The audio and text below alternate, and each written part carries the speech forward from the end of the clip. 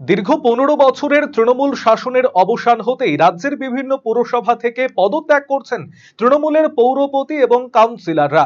এবারে উত্তর দিনাজপুর জেলার কালিয়াগঞ্জেও ইস্তফা দিলেন পৌরপতি এবং উপপৌরপতি।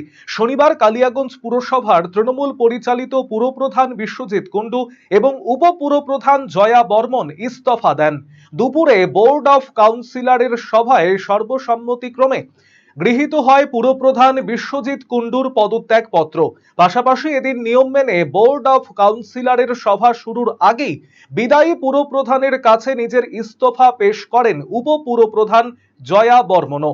উপপুরপ্রধানের ইস্তফা মঞ্জুর করেন পুরপ্রধান বিশ্বজিৎ কুণ্ডু।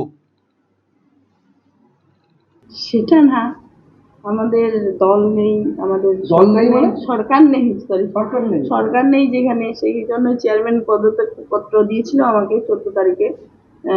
তো আমিও সেই খাতে চেয়ারম্যানই তো ভাইস চেয়ারম্যানকে নমিনেটেড করে, যেহেতু সেই জন্য চেয়ারম্যানের থেকে আমিও সেখান থেকে করে দিই।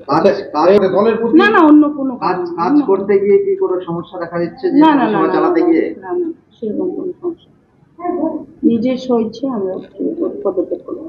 অন্যদিকে বিদায়ী পুরপ্রধান বিশ্বজিৎ কুণ্ডুর পেশ করা ইস্তফাপত্র পাঠ করেন পৌরসভার বড়বাবু নন্দন কুমার সরকার। সম্মতিক্রমে তা মঞ্জুর করা হয়।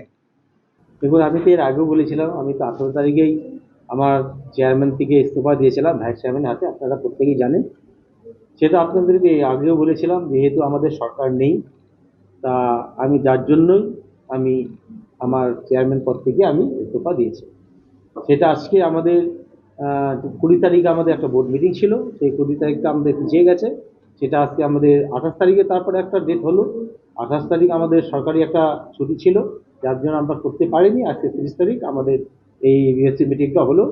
এই ভোটের মাধ্যমেই আমি আমার ইস্তফাপত্রটা আগেই দিয়েছিলাম, সেটা আমাদের ভাইস চেয়ারম্যান আজকে আমাদের ইয়ে সাহেবের হাতে দিয়ে দিলেন এবং বড়বাবু আমাদের নন্দন কুমার সরকার তার হাতে দিয়ে দিলেন, এবং তার সাথে সাথে ভাইস চেয়ারম্যান আজকে আমার কাছে ওনার পদত্যাগ পত্রটা দিয়ে দিল, উনিও থাকবেন।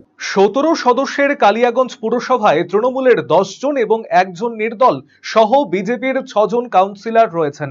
এদিন বোর্ড অফ কাউন্সিলরের সভায় তৃণমূলের 9 এবং নির্দল সহ বিজেপির 4 জন উপস্থিত ছিলেন। জেলা শাসকের অনুমতিক্রমে আগামী সপ্তাহে নতুন পুরপ্রধান নির্বাচন সভা আহ্বানের পদক্ষেপ গ্রহণ করা হবে। আপাতত পুরসভার প্রশাসনিক দায়িত্ব পালন করবেন কার্যনির্বাহী অফিসার। সুগন্ধি বাসমতি ভাতের মাঝে নানান উপকরণ, স্বাস্থ্যকর পরিষ্কার পরিচ্ছন্ন পরিবেশে তৈরি ম্যারিনেট করা মশলাদার মাটন এবং চিকেন বিরিয়ানি খেতে আপনাকে আসতেই হবে রায়গঞ্জের কলকাতা বিরিয়ানি দাদা বৌদিতে। শহরের সেরা মানের বিরিয়ানি খাদ্য রসিকদের তৃপ্তি মেটাতে হাজির দাদা বৌদি। রায়গঞ্জের প্রাণকেন্দ্র মোহনবাটি এলাকায় রায়গঞ্জ জেলা আদালতের প্রবেশদ্বারের কাছে সুস্বাদু মুখরোচক স্বাদে গন্ধে অতুলনীয় বিরিয়ানি পেয়ে যাবেন সারাদিন। তাই রায়গঞ্জ শহরে বিরিয়ানির এখন সেরা ঠিকানা কলকাতা বিরিয়ানি দাদা বৌদি। কলকাতা বিরিয়ানি দাদা বৌদি, মোহনবাটি, রায়গঞ্জ, উত্তর দিনাজপুর। Phone number 6204774768।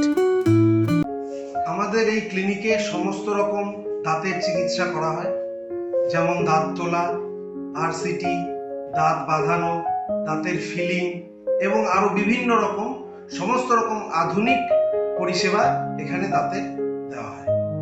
রায়গঞ্জ তথা উত্তর দিনাজপুর জেলার প্রখ্যাত দন্ত চিকিৎসক কালিদাস সাহার দন্তসাথী এখন আরো আধুনিক ও উন্নত মানের পরিষেবা নিয়ে এসেছে সকলের জন্য। অত্যাধুনিক টেকনোলজি নির্ভর এই সুপরিচিত অ্যাডভান্স ডেন্টাল ক্লিনিকে এখন নিয়মিত বসছেন ডক্টর কালিদাস সাহা ও ডক্টর অরিত্র সাহা। অ্যাপয়েন্টমেন্টের ভিত্তিতে বসছেন ডক্টর অর্ণব সাহা ও ডক্টর অঙ্কিতা পাল সাহা। তাই দাঁতের যে কোনো ছোট বড় সমস্যার সমাধানে আজই আসুন দন্তসাথী, রায়গঞ্জ, উকিলপাড়া, রামকৃষ্ণ আশ্রম ও মার্চেন্ট ক্লাব মাঠের সন্নিকটে।